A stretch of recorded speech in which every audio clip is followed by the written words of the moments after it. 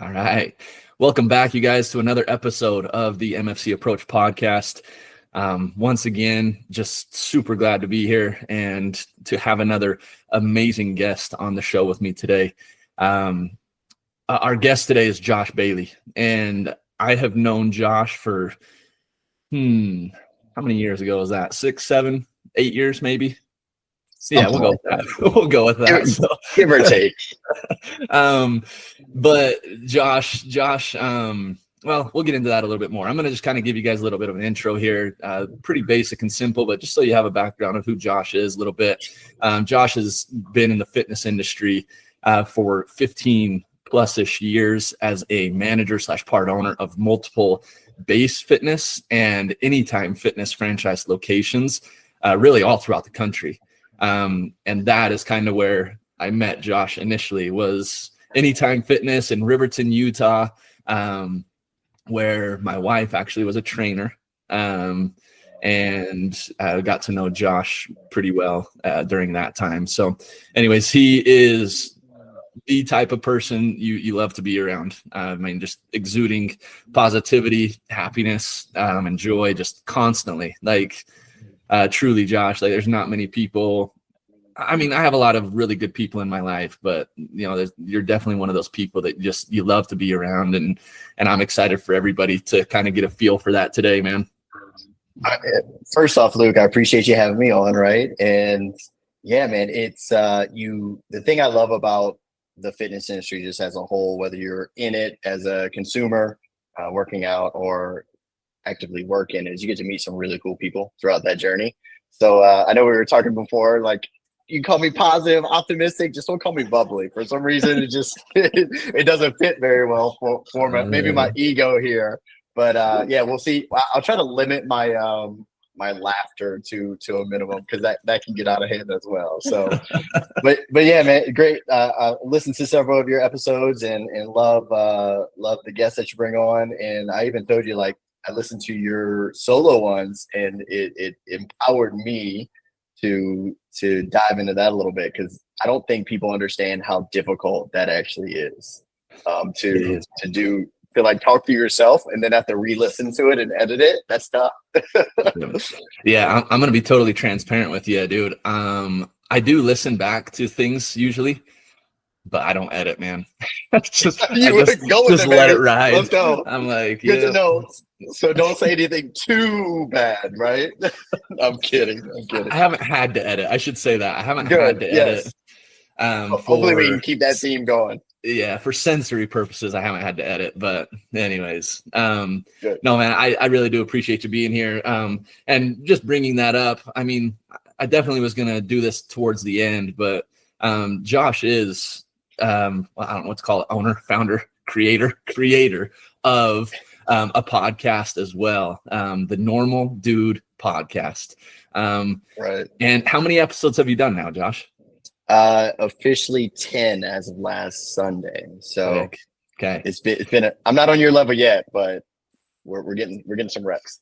Well, it's funny. I think that you definitely do a good job, man. And so I would encourage anybody that is looking for some good content to listen to and consume, to definitely check out the Normal Dude podcast, right?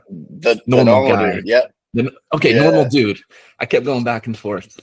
Yeah, look, this is not about like to plug it, but the Normal Dude, it sounds like such a weird name. And the whole inspiration behind it is I genuinely feel like, let me take it a step back. Luke, when you see, like, when we were younger and you'd see like, oh man, that guy is a business owner, or that lady, right? So you put these people on these pedestals, and from my journey of becoming a owner of businesses, a business and multiple businesses now, I am just a normal dang dude. And so the theme of it is that, we're all normal people trying to accomplish extraordinary things, because really that's the really cool thing, is we don't talk about the normal people doing really cool things enough. And so on a daily basis, someone typically does something really cool. And look, to you, it may not be extraordinary to be like, I want to get a 6-pack like Luke, because I genuinely do, and I'm not there yet. But that's not extraordinary for you, right? Because you've been doing you've been living your life a certain way to achieve that and keep that. But for me, if I like, that's extraordinary for me to have a six pack. So it could be very normal to someone, but to other people, it's a great journey, a great accomplishment there. So, but thank you for the plug, by the way. Appreciate it. Yeah, dude. I love that. I love the way you explain that too. Definitely probably don't recognize and celebrate the wins we have on a daily basis enough. So the fact that that's kind of the idea around your podcast is freaking cool, man. Like I really do like that a lot. So check it out, guys. It's on pretty much any platform, right? Yeah, Spotify, Apple Podcasts, Amazon is that a thing? Amazon Podcast? Maybe. Sure. Amazon has everything these days, right? Watch out for Amazon gyms coming soon. I'm sure they have something in the works for that. You know, seriously, yeah. Wherever you listen to your podcast, but Spotify and Apple Podcasts is the majority where it's at. Awesome, dude. Awesome. Well, Josh, I really am excited, like I said, to have you here and to have everybody else benefit from kind of hearing our conversation today.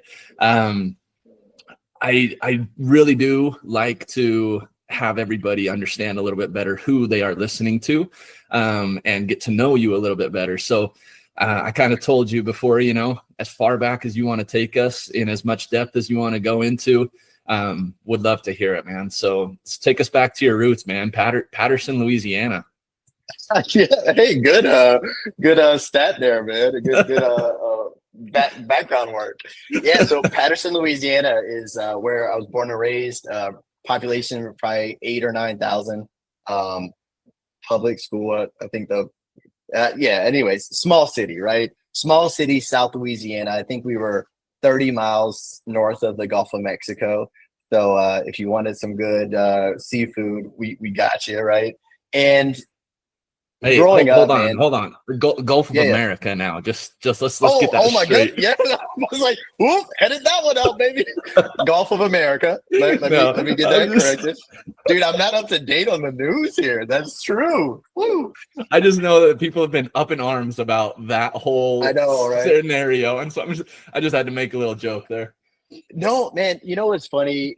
Once again, I know we don't want to get political or anything like that, but dude, if we're talking about like America, like I'm for it, and once again, I'm not saying I'm a supporter or not a supporter. It's just like if any positivity towards it. So let me correct myself. About 30 miles north of the Gulf of America, right? I love it. So man, so where I'm from, like everybody hunts and fishes, and my dad's a big hunter and fisher. I have an older sister, older brother. My brother got into hunting and fishing, and where my dad hunts is very swampy. So it's a lot of water. And if you kill a deer, which that's why you go hunting and you bring it back and, you eat deer, you got to be strong enough to get it out of the swamp. And so you can't really go hunting until you're like 13, 14 years old. And by that time, I was so just intrigued by sports, working out, and girls. Had a little puppy love going on for that. And so when I got strong enough to be able to do it, it just didn't really have my interest. And so my interest really turned into baseball, football, and Luke. I lived and breathed it. I knew I was going to be that great player. And then how it is as you get older. You realize like, I'm 5'9" on a good day. In high school, I started my freshman year in high school, probably 150. And I ended my senior year like 185, 187, something like that. So really my journey kind of starts there. I was so passionate about sports and just wanted to be a great athlete. And I was average at best, but I had a big heart, one of those guys that played football, particularly with great heart, great effort, 110% every single play. Don't have the height and probably could have a little bit better athleticism, just being fully honest with myself on that. But what I found is I was always in the gym. We had like a little gym that the AC didn't work. So you had to open the doors. And in South Louisiana, ACs come into benefit here. But man, I remember my freshman year, I just played special teams, and I would before practice, if I got to lift some weights, I would do it. After practice, I would lift some weights just because I was so dang committed to like playing. My older brother played football, so I really looked up to him growing up and wanted to be better than him. Really, I don't think I realized it then, but anyways, to sum that up, this 30 pounds of weight that I gained and the proper weight, I just saw that and I felt better, felt more confident. And I was like, man, if I just work really hard at this and eat as much as I could at the time, Yeah. I can see some results. And that is so just gratifying. And like you give yourself a pat on the back for that. Is my senior year in high school, we had to do a senior project because I was decent in school. So for this specific English class, we had to do a senior project. And what I did is I opened a gym.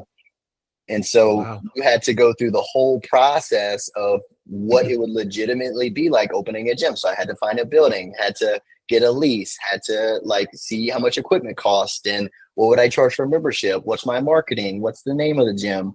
And I hated it, number one, but I hated doing those things because I was really introverted growing up. And I went through it. I was like, great, this is awesome. And then when I was going to college, tried to play football. That didn't work out. And I was like, well, what's the best next thing is opening our own gym. But I didn't know how to, other than the little senior project that I didn't like doing. And I didn't have any money. So like, what do you do? So you go work for somebody else.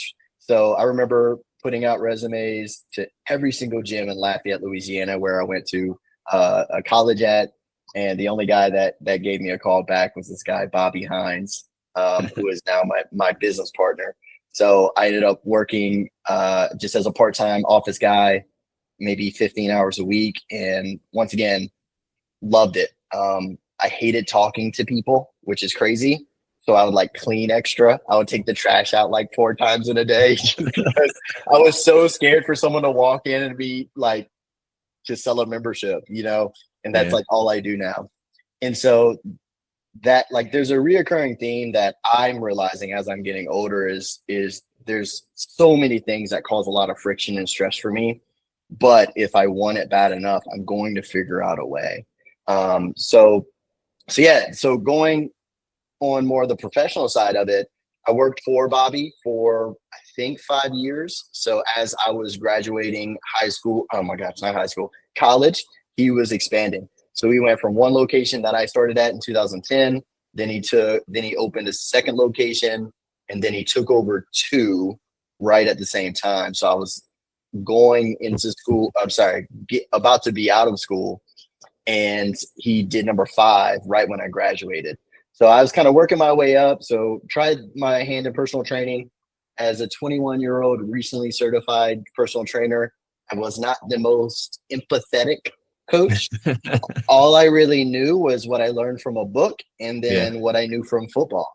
Yeah. So I thought no pain, no gain, but to the poor overweight lady who's never done a squat in her life, like that is debilitating for them, and I was, looking back, I'm embarrassed, but it was such a great life lesson for me. So you got to learn. You got to start somewhere, right? Like that's the thing. And I think, anyways, I was laughing. I wasn't laughing at the scenario you were painting of this overweight lady and stuff. I'm laughing at the scenario of you like trying to get her under a barbell doing squats and stuff. So anyway, and I figured out really quick that I don't think I was mature enough, nor was I educated enough to be a really great trainer. And now what I know to be a really great coach. And so I lean towards more like the management side, membership sales, retention, play, things of that nature. So just kind of grew on that. So I ended up managing that one that I started at. And then as he started expanding, trying to balance school and, work, I was so ready to get out of school and just work full time. I was itching. So I was probably putting in around 50 hours a week in the gym and then going to school full time. So that was fun, but a little bit stressful, and probably didn't enjoy my college experience as much as I should have, which is okay. And so once I graduated, I became the regional guy. So I would travel anywhere from Baton Rouge, Louisiana, to Lafayette, to Abbeville, Louisiana, Franklin, Louisiana. Probably most people don't know where that's at, but just think all across I-10 and South. And that was really fun. Then Bobby ended up deciding he needed to take a step back, so he decided to put those up for sale, and ended up selling those in 2017. And that's Were, when, go ahead.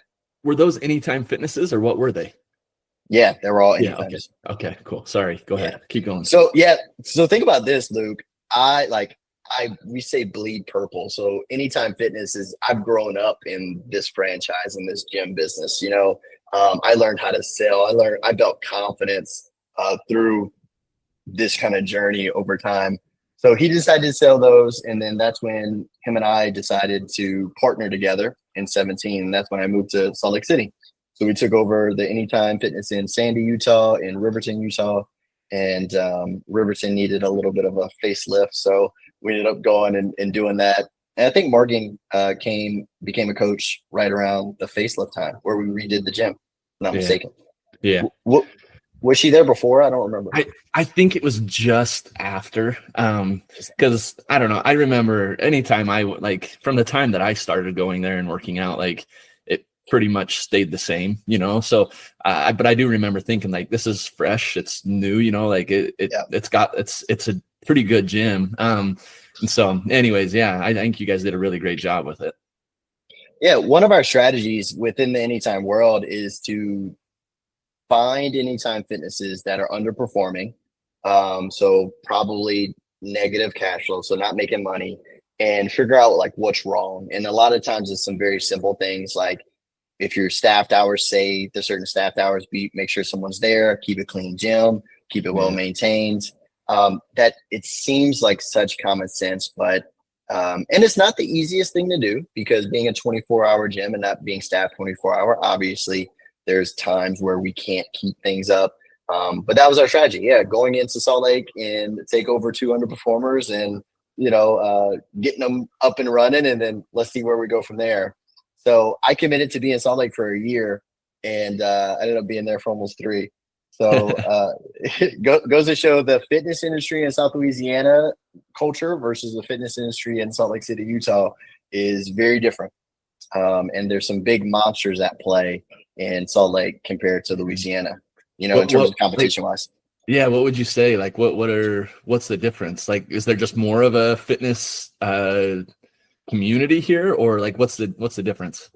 Yeah, I would say people are a lot more health conscious in the area, right? In Salt Lake, people are more health conscious, so meaning that they're more educated. And this is not to say anything bad about South Louisiana folks. It's just a priority, right? You tend to be more educated on things that it's important to you. Yeah. And where I think South Louisiana does have a great culture and very friendly people, that they probably lack on some of the priorities of health at times. So yeah, I would say, what the biggest difference was, Luke, is we had Planet Fitnesses, the low cost, high volume gyms come into play. And that for Anytime Fitness can be a really scary thing, because super low, they have the same equipment as us, they just complain about the crowds. But the biggest thing for Salt Lake was you had the low cost, high volume that were not Planet Fitness, so that they could take care of like your more bodybuilders, fitness competitors type people, whereas like people from Anytime, we would have more weights and more free weights and things of that nature. So and also you get this South Louisiana young buck who has no idea of the area, how to market, the culture. And so I think I needed to just learn the area a little bit more and say like, cool, this is the best business practices here at this time. And it was a big learning journey there. Let me fast forward, because I'll talk forever about the career aspect of it. So we ended up being in Salt Lake, and then sold the Riverton location eventually, and then purchased the Midvale location from a previous owner. And then we can eventually consolidated Sandy and Midvale, which is sometimes not the best move, just because the more locations, the better. But it really did make this mega club of great personal training program, and then enough members to make the business work. At that time, we were expanding to North Carolina. We bought it Anytime there. Windermere, Florida, which is Orlando, right near Disney, bought it Anytime there. And then Temple Terrace, Florida, which is in Tampa, and then Fruit Cove, Florida, which is in Jacksonville. So, and then right after that, this is years in the making. So I'm just trying to fast forward it. And then we took over 3 in Illinois. So at one point we had 8 anytimes, and then we decided to take a step back because we were taking on the Base Camp initiative, which is a studio concept very similar to Orange Theory at 45. And so we decided to sell 5 out of the 8 anytimes to take a step back and try to figure out the Base Camp, since that was such a big initiative for us. And that's where I'm here now, right? So we still have 3 anytimes in the outskirts of Chicago, and then our 2 base camps are in Orlando and Jacksonville. So we're here now in the fitness career journey. Woo. I know. I literally man. gave you 17 to 25, right? Really quick. So put on your seatbelts, everybody. Yeah, it's good, dude. It's good. I mean, I love kind of getting a glimpse into, the business side of things that you do, man. Like, that's definitely, I mean, to do what you guys have done takes a lot of effort, a lot of work, a lot of hours. And that's definitely, one of your key attributes, I would say, is that you're just a freaking workhorse, man. And now I've seen that in like the way you do business, but also I love just kind of keeping tabs, on your personal like health and fitness and stuff as well. And so anyway, I do want to kind of, dive into that at some point, as far as like what your current, fitness goals are, what you're trying to accomplish there. And honestly, dude, I mean, kind of going back to your high school days, that's where you kind of fell in love with fitness, right? That's kind of where you fell in love with working out and stuff. And so I wouldn't mind, kind of just diving into that a little bit more, Josh, and just kind of asking you, what about fitness do you feel like you fell in love with? Like why did you find this love for fitness, and what made you want to pursue a career in the fitness industry? Yeah, great question, man. I would say, to keep this as simple as possible, I feel like I'm a pretty simple guy, and working out is, you think about hypertrophy, it's a simple formula of time under tension. So I can literally go in the gym, work out, and eventually see it in results. I think so many things in life, whether it's personal life, professional life, is you can put so much time, energy, and effort into something, and you never really see the fruits of that labor. Or maybe it's just a coin toss if you're going to benefit from it or not. And I love working out just for that simple thing.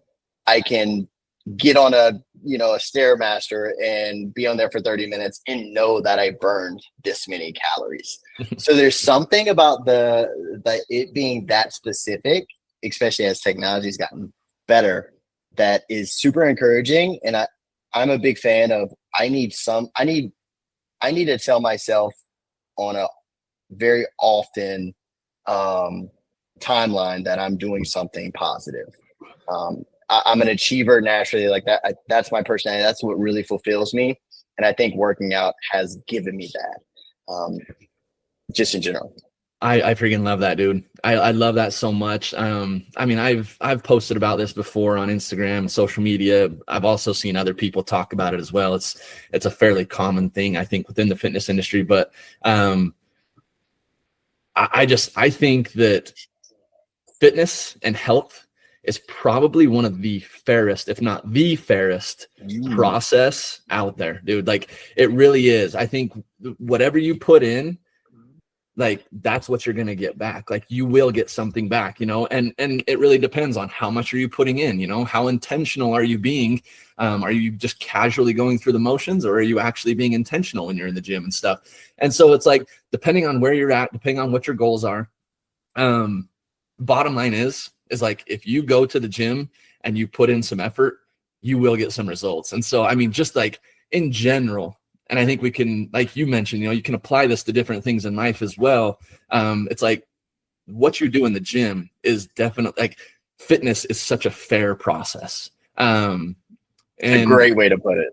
Yeah. And not that we're all the same, like, because no, we're not, like, somebody going in and doing a workout and somebody else doing the exact same workout, it may not benefit them equally, just because of who knows what, genetics or past history of working out and stuff. So anyways, there's a lot of things that play a role, but bottom line is like, no matter where you're at, if you put in the effort, you will get a result.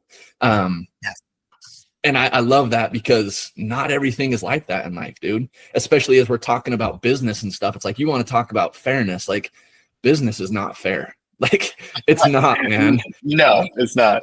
Luke, I think I might have mentioned this before. I'll say this about business, and then and this just can maybe be just a success in life, whatever we want to define that as. And then I do want to talk about my second most favorite thing and why I'm so passionate about fitness after. So I'm a firm believer in that you have to have three things to be successful in business or just in life. Number one, you have to have some sort of skill set. So whatever that is, you just got to be skilled at it, and you got to be like top % skilled. So you got to know you're good at it. Number two, you got to have a great work ethic, and just you got to put in time. Like, no, what do they say? Like 10,000 reps considers you like an expert, whatever have you. And then the last one is being lucky. It's just what it is, man. Sometimes you make the right decision at the right time with the right person. And so I'm a firm believer. It has to be all those three. If you're missing one of those three, if you're really skilled and you work hard, but you get unlucky, bump. If you have a great work ethic and you're lucky, but eventually you can't fall back upon that skill set, bump, and you get it, so on and so on. So that's something that I've learned over the years for sure. I've put in time and stayed at the gym for so long, and sometimes just not made to be, right? Let me take a step back. You know what my second favorite thing about working out is? It's humbling. So, and I think this feeds off of what you were saying, Luke. It's the most fair. I remember when I was really trying to lift heavy, and I was so proud of like my 475 deadlift PR.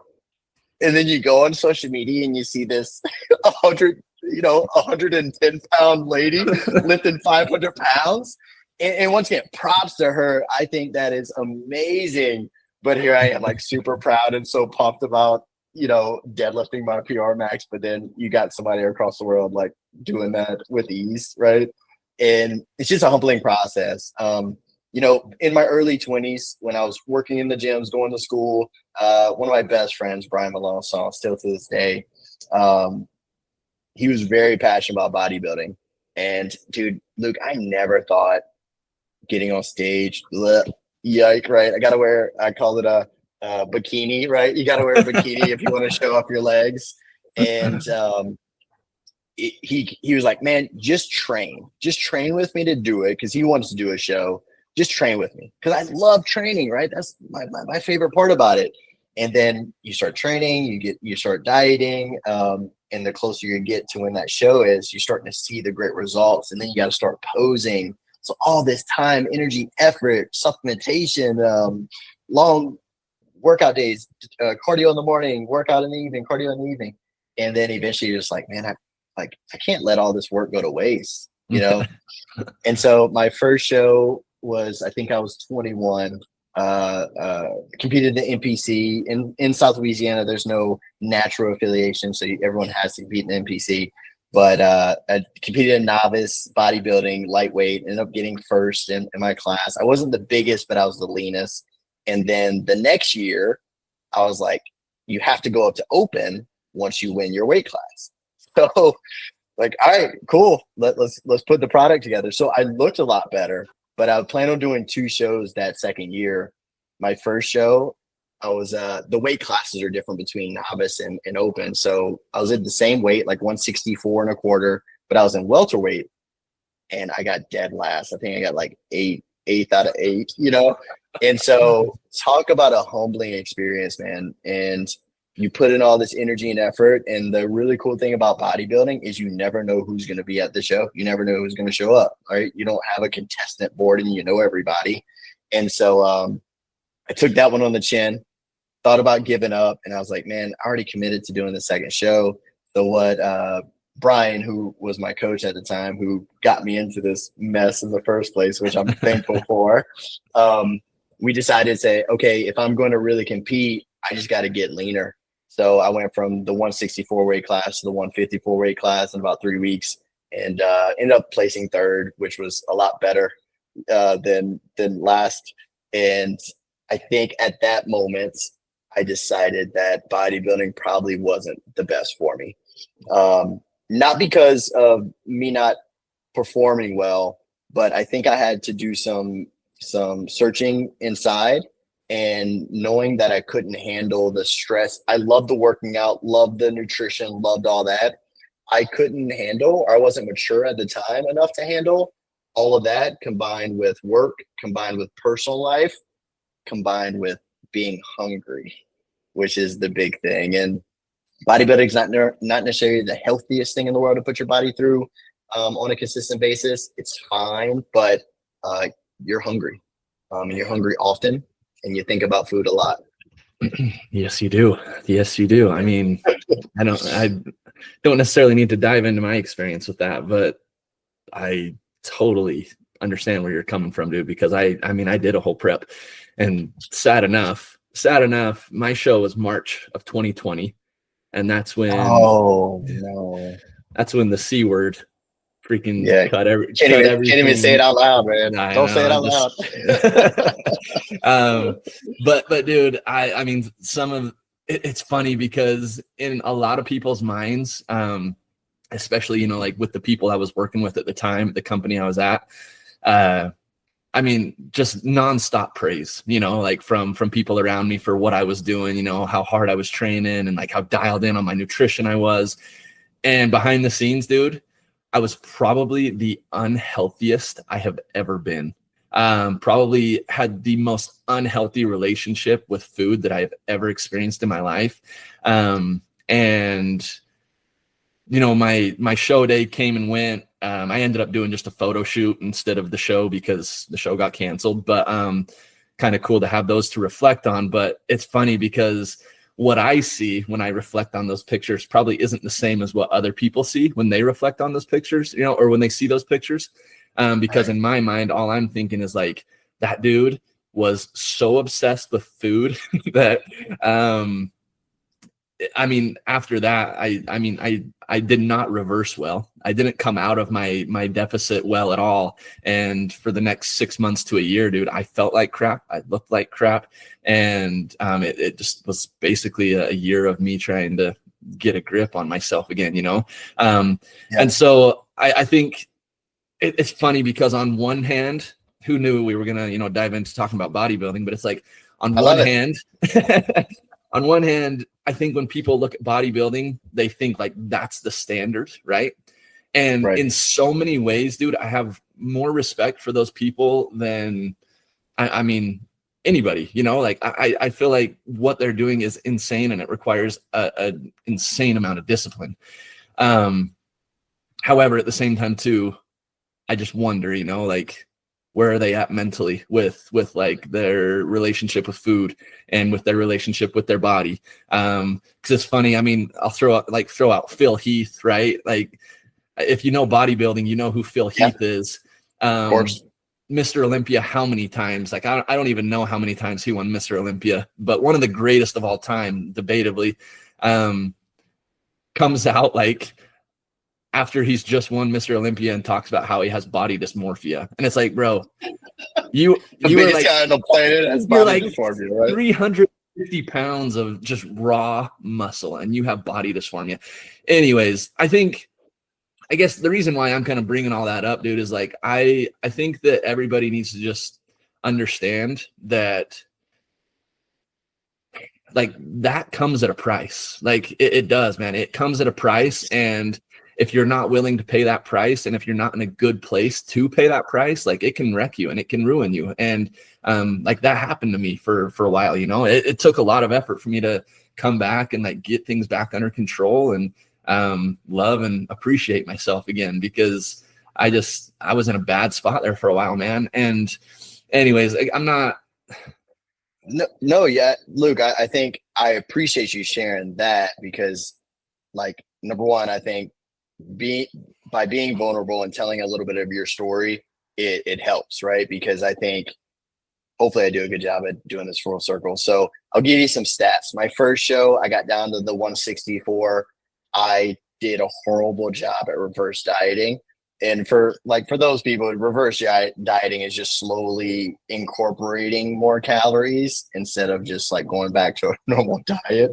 Because you're dropping. If I started at 3,000 calories, I don't know, I was probably at 1,500 at the end of my prep, and then you're doing cardio twice a day, all this crazy stuff, right? And so if you don't reverse diet correctly, you can cause a bunch of metabolic damage. And so anyways, I did just that. So I was 164 at weigh-ins, and in I think 3 weeks I gained all my weight back. So I gained 30 pounds.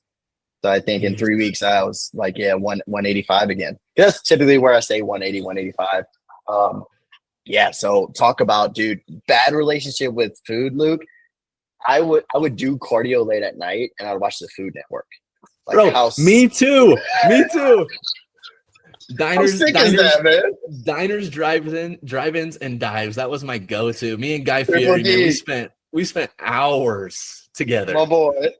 I know where all his favorite spots are. No, it's so true. So you think that was my first show experience, right? So you think, okay, and I told myself this, Luke, because it's really hard to describe. It's whenever you don't have that thing to go after. And I know I'm supposed to reverse diet. I know the consequences of it. I could literally never feel full. And that was a sensation that I like yearned for. And this is a little bit embarrassing, but I'm just going to say it. I remember I ate so much. This is like the weekend after, like maybe the Sunday or the Monday after the show. I ate so much over the weekend. I was so stuffed, but still hungry. And I forgot who it was, but one of my friends wanted to take me out to dinner. And I wanted to go to dinner. I tried to go use the bathroom, and I was like, look, we're going to get this out of my body. Not throwing up, but the other way. And I tried to go to the bathroom just so I could make some room for some more food. But I say that story because it's like, that's how much of a humbling experience it was for me. So now year 2, I'm going into it. I'm going to do this thing right. And I think because of how stressful that was, of like getting dead last and then having to cut an extra 10 pounds I didn't plan on cutting, I did the exact same thing. I went from 154 to 184 in probably like 4 or 5 weeks. And that's when I like really decided. I was traveling to Baton Rouge, Lafayette to Baton Rouge, about an hour 10. And I remember I would stop at like a gas station before the Atchafalaya Bridge, which is like a big bridge with no stops, and get like Chex Mix and a protein bar. And then as soon as I got off the Atchafalaya Bridge, I would stop and get like a box of Nutri-Grain bars. And it was just like carbs, bro. I just wanted carbs, and I wanted to feel full.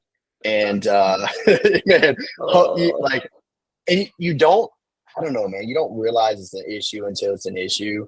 And then you get real plump. And then, like you said, you start beating yourself up that it look horrible because you just look the best that you've ever looked and what you think you need to look like on all these magazines and on TV and all these models.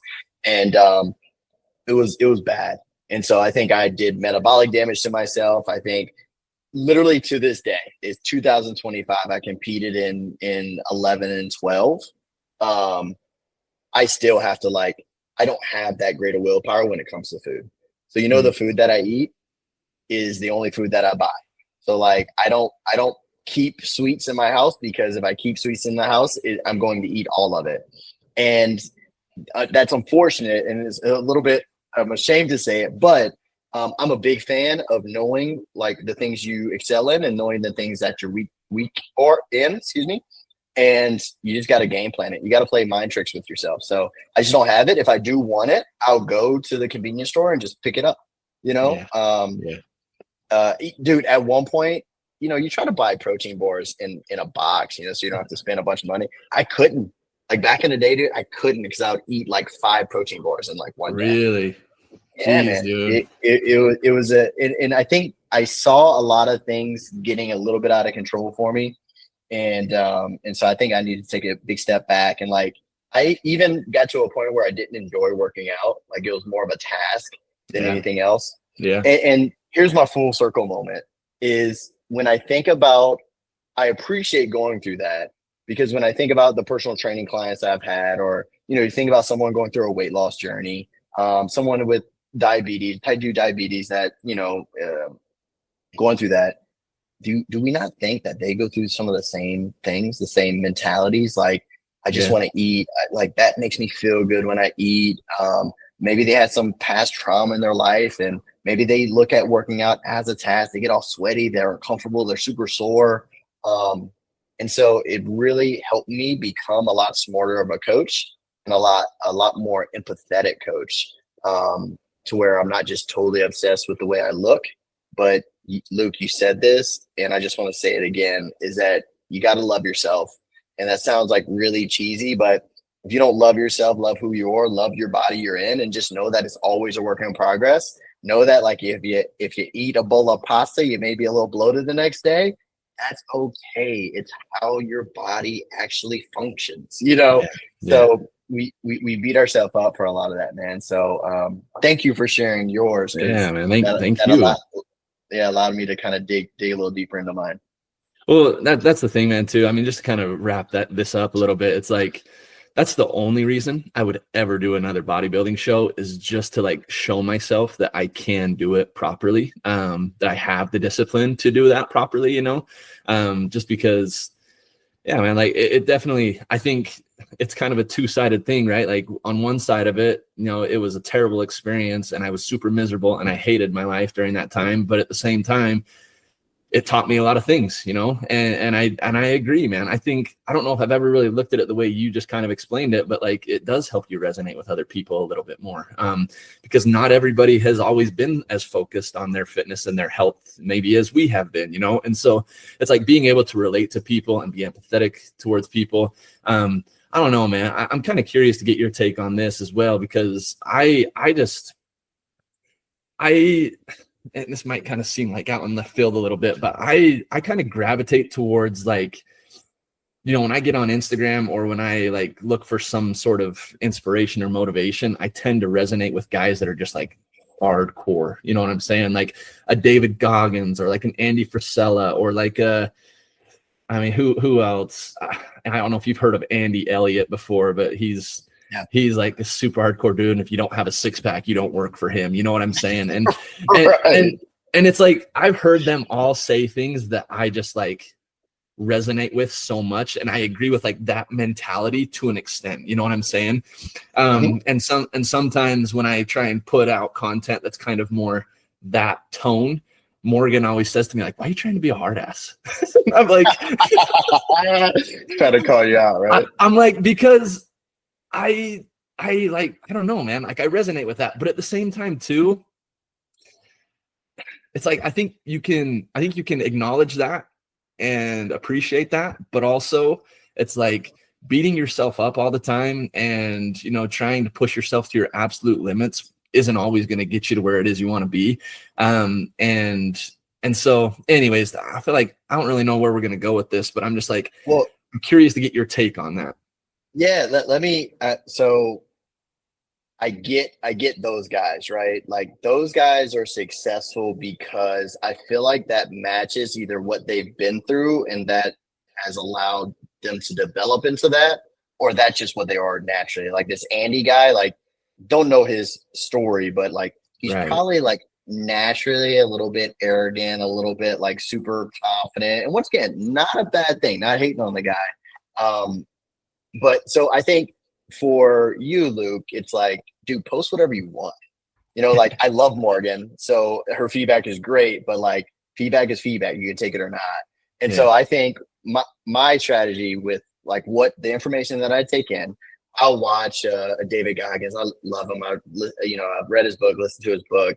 But I like to call it like knowledge nuggets. So it's kind of like how my brain takes in information is I'll read a book or listen to a book or even a podcast, and I'll have like one thing that I'm like, dude, I'm applying that, right? Like this is something amazing that I need to do because I know it's going to instantly like better my life.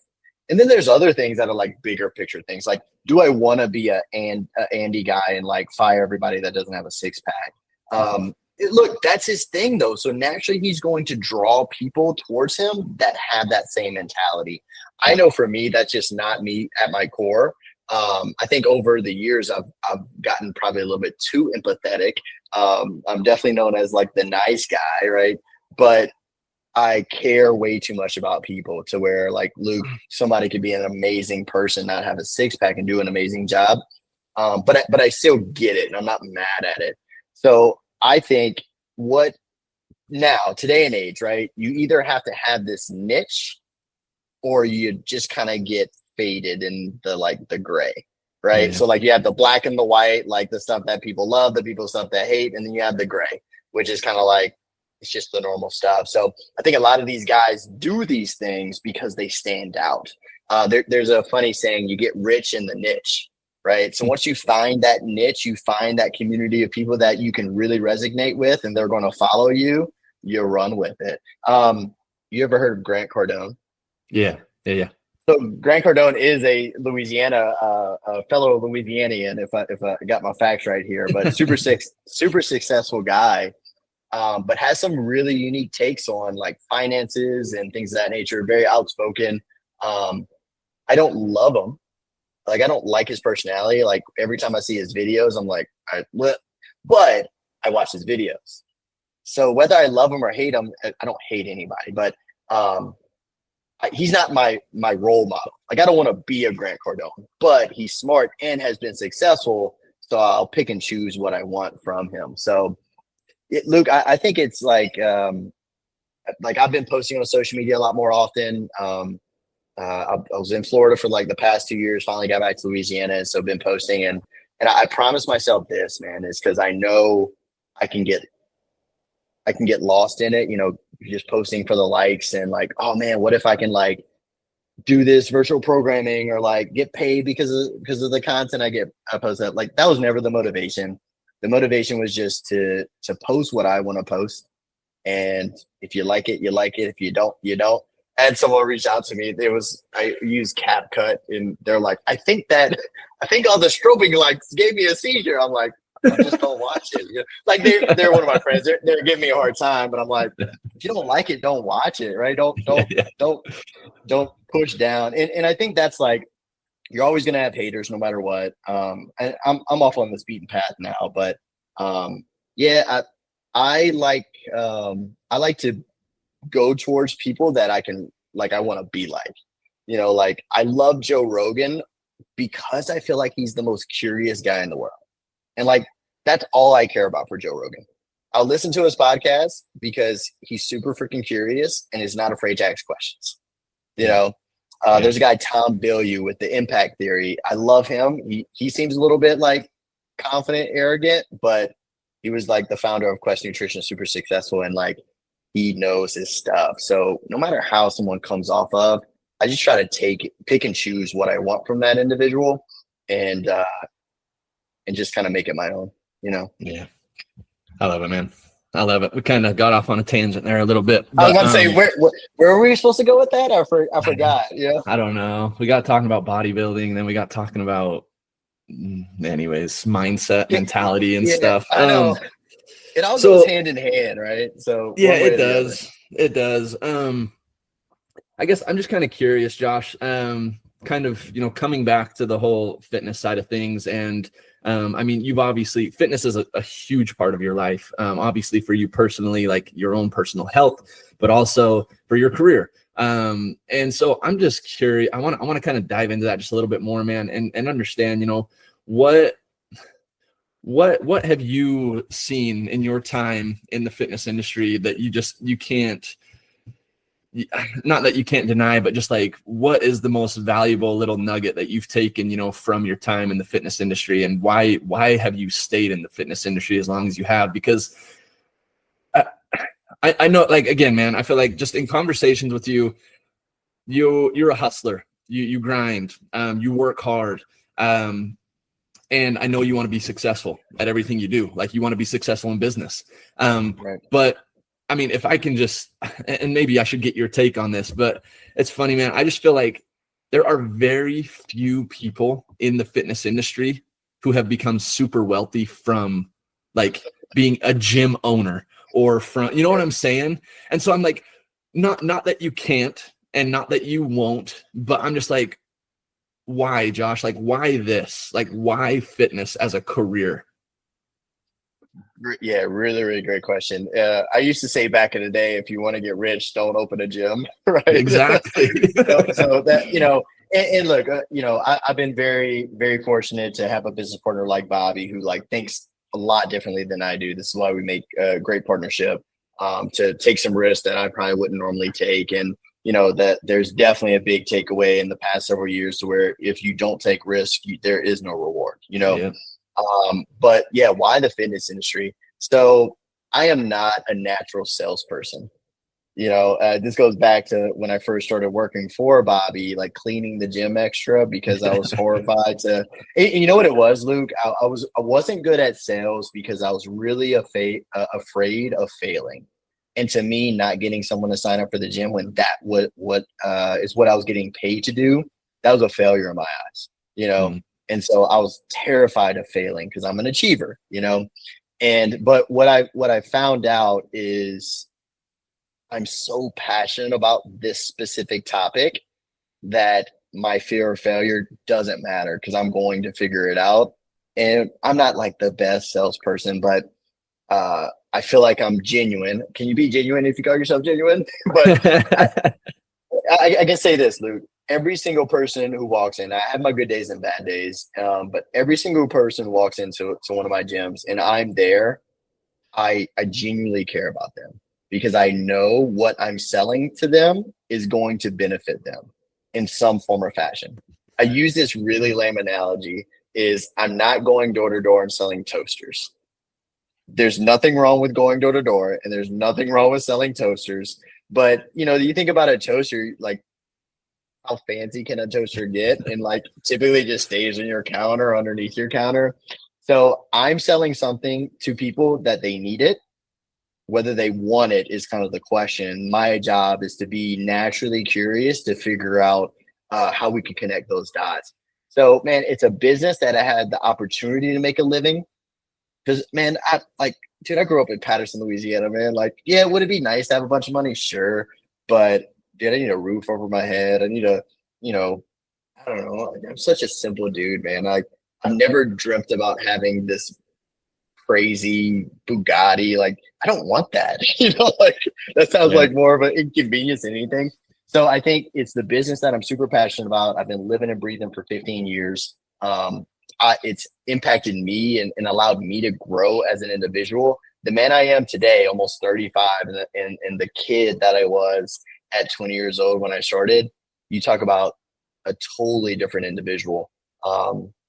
So much more confident and still struggle with that to this day. Can communicate so much better, can be aware of kind of my emotions and the way that I'm feeling and be able to communicate that. And I think working out has allowed me to do that. I can tell you this, Luke, without exercise, I would be a legit crazy person. So, I mean, I'm sure you can somewhat relate. Like, man, if you're super stressed out and just need to get some energy out, getting a workout in, whether I want to do it or not, has really helped me. I'm also a really big systems guy, and so I think you can make money in the fitness industry. You just gotta be able to implement a system that anyone can follow, and that is successful. And a system is there as a foundation. So you find the people who can really exceed in that system, and you find the people who can't. And the people you can't, you got to get rid of. And that might sound a little bit harsh, but it's just reality. Not everyone's made to be a personal trainer or a coach. Not everyone's made to be a manager. Not everyone's made to be a salesperson. Some people are legit; they just won't do it. It causes too much friction to ask for money. So that, once again, really long-winded there, Luke, but you can be really successful in the fitness industry if you can find a great system, a great niche of like being super focused of what your intentionality of opening that gym. You can be successful, or lucky, one or the other. Both, Well, hopefully. you and I, yeah, you and I were talking about like you and Morgan one day, like maybe the future is opening a gym, and I was kind of giving you my take, on what I think could be successful right now. Yeah. And I think both you guys have like really good takes on it. Yeah, no, and I do appreciate kind of your feedback on that. It's interesting, man. It's just I struggle with, going after what I think could be successful and what I'm passionate about, Um, so I know that I mean you mentioned this to us, and I've noticed this, in the past, but it's like there are definitely trends within the fitness industry. Um, and I don't know, man, maybe this is something we can talk a little bit more about, but I'm just like, to me, I don't want to go after trendy. You know what I'm saying? I want to go after what works. And not that, I mean, you mentioned Pilates is really trendy right now. Hot, real hot. Yeah. I'm like, dude, that does not interest me one little bit, like at all. Because I think it's exactly what you said. I think it's a trend. I think it will die out, and not that we couldn't go and, make some good money off of it now. And not that it wouldn't benefit people's lives, like I think it does, bring some sort of health benefit to people's lives. But at the same time too, I'm just like, I'm not passionate about that. And second, is that something somebody will do forever? You know what I'm saying? Like, is that something that somebody really could stick to for the rest of their life? And honestly, man, when it comes to my coaching and my approach with my clients, it's like, I really want to help you build a life that is going to provide you the lifestyle that you can live for the rest of your life. And I don't know. I obviously I tend to encourage people to get in the gym, lift some weights, build some muscle, get a little more resilient that way. And then obviously a huge priority on just building a good diet and understanding nutrition a little bit more. So anyways, I'm like, that's kind of like the tricky part for me, Yeah, well, I think you're hitting upon a great point. I think no matter what gym you or Morgan would want to open, uh, one of you, or you need to bring someone in that is passionate about it, right? Yeah. Because we recently did this kind of really big jump. We didn't think it was a big jump, but we found out that it's a big jump. So we went from Anytime Fitness, which excuse me, is a convenience gym that we're really, the past, I don't know, 8 years been really doing a big push of like, we have personal training services, we're functional, et cetera, et cetera. We have this great technology that's backing it and helping kind of lead the way. We decided to go to Basecamp Fitness. So Basecamp Fitness is a studio concept. So it is very similar to like your Orange Theory, your F45, your Burn Boot Camp. It is a HIIT studio. So you only go there for classes. And Luke, I fought Bobby for probably, I don't know, like 6 months to a year. I'm like, dude, why? Like, it's cool, right? It's trendy. Like, dude, I was saying the same thing that you were saying, which is all true though, right, man? It's true, and it's good for us to have our opinion, because when you have your opinion on it, you can kind of nitpick it. And I think before open a gym, nitpick the heck out of it, because you really need to, because it's going to be nitpicks. Gee, I can't say that word, by the community, right? It's going to be taken apart by the people you're trying to sell it to. So we decided to do this endeavor. At the beginning, I wasn't excited about it, but it was honestly a little bit of my ignorance, because I looked at OTF and they were always like my competitor. People were like, cancel with Anytime, they go to Orange Theory. And then I started doing my market research. So I went to Orange Theory, did a class. I went to F45, did a class. And I was like, yeah, maybe not my cup of tea, right? Because I'm probably more into like the bodybuilding world, athletic training, things of that nature. But this is something that's unique, right? The people who come here don't have to think. They just follow the coach. It is coach led, which is a huge plus in my book. And next thing I know, I'm in Florida for 2 years, in the weeds of operating Basecamp Fitnesses. And so that was a humbling experience and taught me a lot, because I think in a year and a half, I probably did 250 Basecamp Fitness classes, and I got to see my competitiveness come back out. I got to fall on the ground, not fall, but lay down on the floor after class and just being exhausted. So there were some really positive things, and that doubled down on the fact that no matter what kind of fitness it is, I could go and open a Pilates studio, right? because I know it's going to be a tough workout and I'll eventually learn to love it, but only because it's impacting people. So I think that's my goal. Like I want to be able to impact as many people in a positive way as possible. The reason why I wouldn't open a Pilates studio is because the learning curve of me having to understand how that operates and being educated in the programming.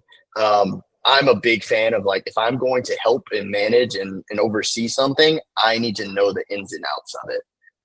It could be a benefit of mine or a downfall. Like I need to know it. So I need to know base camp fitness in and out. I need to know the science behind it. I need to know why we do interval work and functional weight training and cardio on an air bike, and that allowed me to become more passionate about it. So if you're not passionate about it, but you really want to take this jump and you see this opportunity, either Morgan would have to be passionate about it, or like I said, you bring someone in.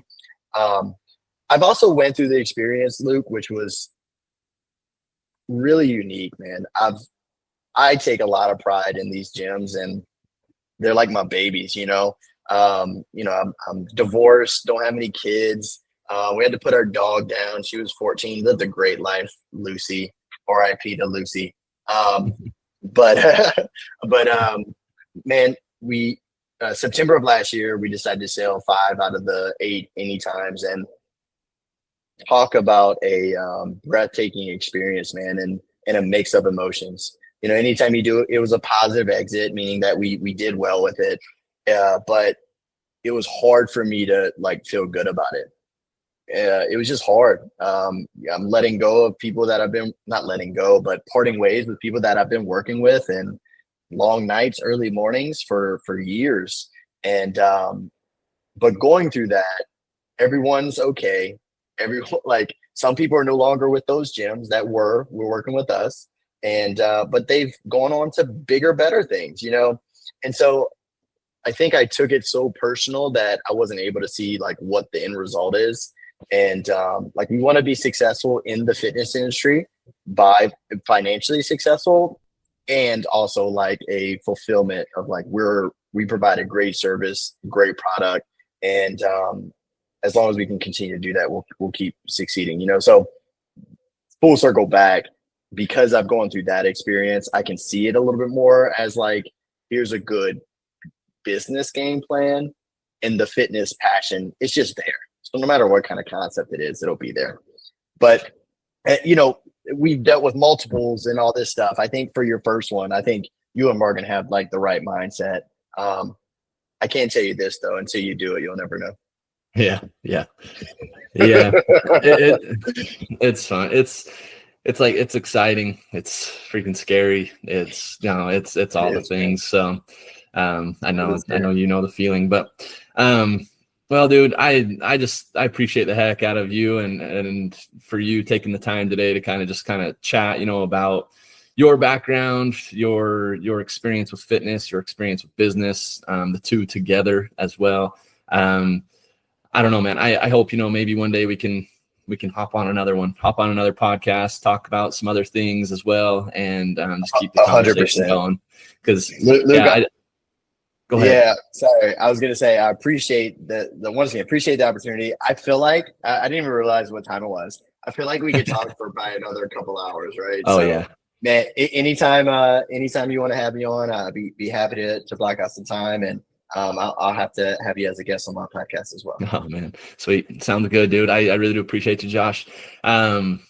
Guys, thank you so much for listening today.